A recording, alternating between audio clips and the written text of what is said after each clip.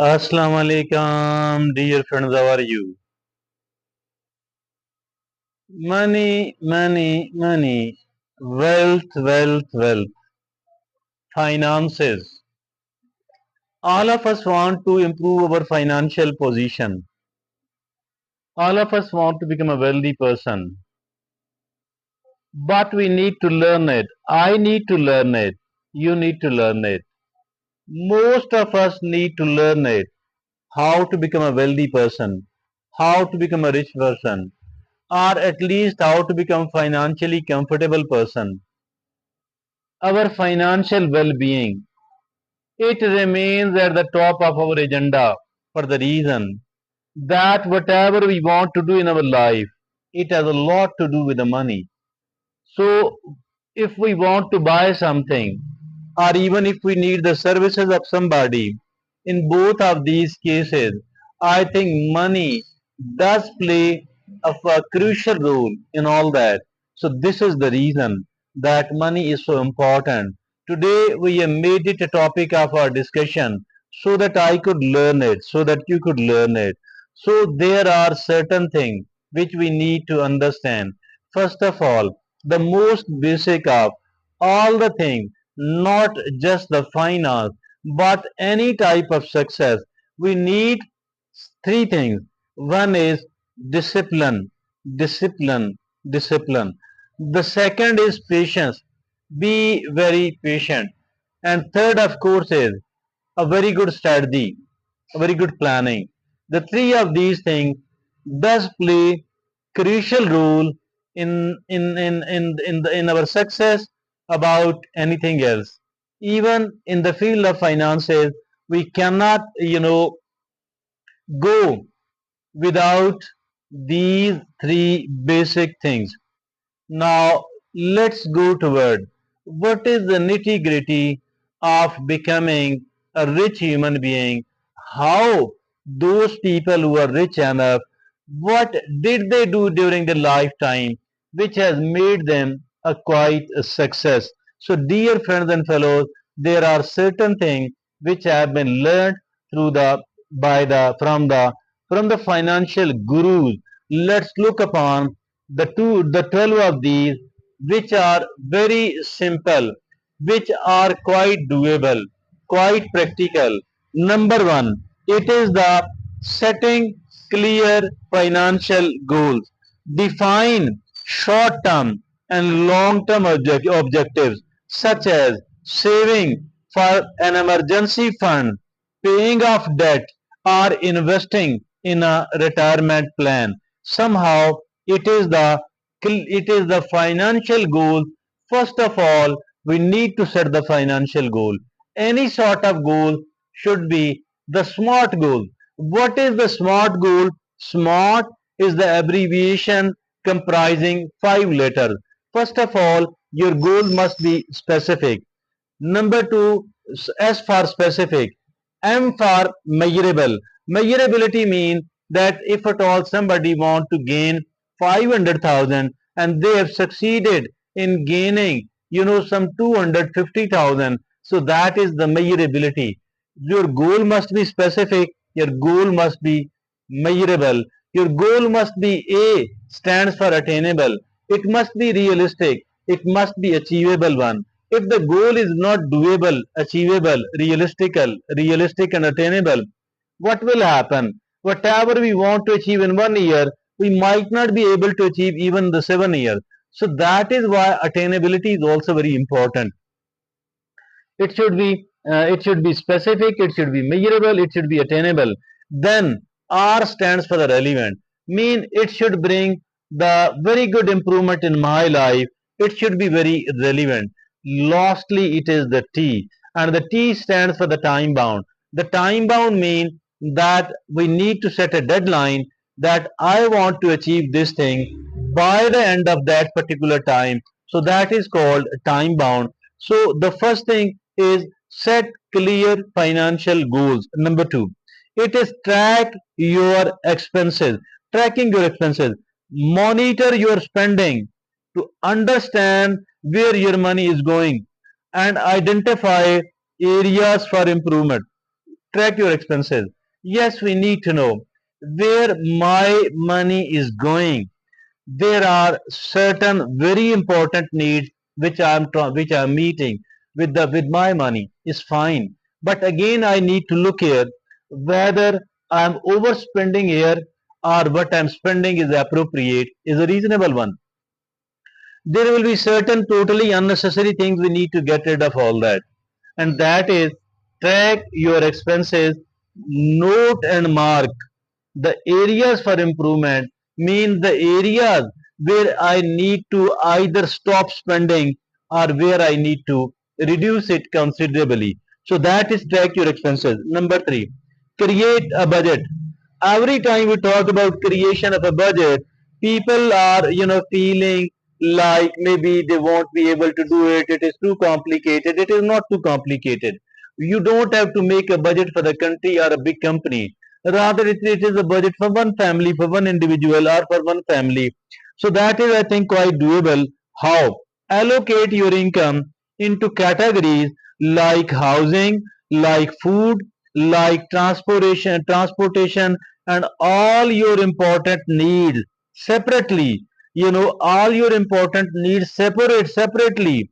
That is, allocate your income for all of your important needs separately, and prioritize essential expenses like housing is my number one priority, food is the number three priority, dresses is the number two, the food, the dresses, the transportation, the children, if there are younger children, their education, etc., etc. So that is create a budget, you know by allocating your income into meeting all the important need. Number four, it is live below your mean. Live below your means. Avoid overspending and direct avoid overspending and direct excess funds towards savings and investment. We need to live below our means, and we need to live below our means, avoid overspending, do not overspend, and direct excess funds towards saving, toward investments. Number five, invest wisely. Explore low risk investment. Number five, invest wisely. Explore low risk investment options. Invest low risk investment options such as index funds or retirement accounts to let your money grow. It is maybe not so applicable here in this country, in Pakistan. Somehow we need to invest wisely. We need to invest wisely where there is a minimal amount of risk. The high risk item must be abandoned, must not be considered at all. The where my money is safe on the one hand, and then if at all there are three or four companies where my money is safe, then I need to look that which money is offering even more profit. So that is R, which area of investment. Number six, that is maximize income. How can I maximize? How can you maximize our income? Develop in demand skills. The skills which are in great demand nowadays, try to learn it. Try to become an expert in that. Ask for raises when it is appropriate, or pursue side hustle to increase your income.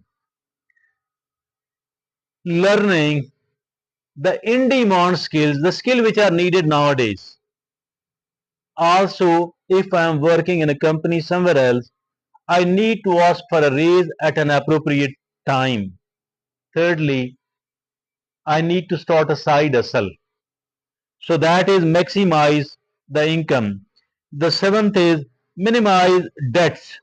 How can I do that? Focus on paying back high interest loans and credit cards. Also avoid new debts. Pay off the high interest loan. If you bought something on the installment, first of all, do not buy anything else on installment because they are charging too much of the interest. If you have already bought something else, talk to them, negotiate that if I pay you if I pay you in one go, how much of the discount you are going to offer me? Pay off the high interest rate debts. Avoid the new debts. That is number 7 out of the 12. 12 in numbers 8 is build an emergency fund. Save 6 months to 1 year of expenses for the unexpected events. Everybody must have some savings because something unexpected might happen. Stay informed. Continuously learn about personal finance, investing, and money management. Yes, stay informed. Continuously learn about personal finance, about investing, and money management. Continuously keep learning. Be an expert in the be good at financial literacy. So now the 10th is avoid lifestyle inflation. What is the lifestyle inflation? That is direct excess funds towards saving and investment rather than increasing spending. Do not increase your spending at all. If you have excess funds directed toward the saving, directed toward the investment, do not increase your spending. Do not go for the lifestyle inflation. Now the 11th is leverage tax advantage accounts. So that is maybe here in our society like Pakistan, people are not paying the direct taxes at all. So we don't need to worry about it. The 12th and the last is diversify income streams. Explore alternative sources of income such as real estate or dividend paying stocks. Diversify income streams. Some of the people buy a house or any building, then rent it out, they keep getting the money.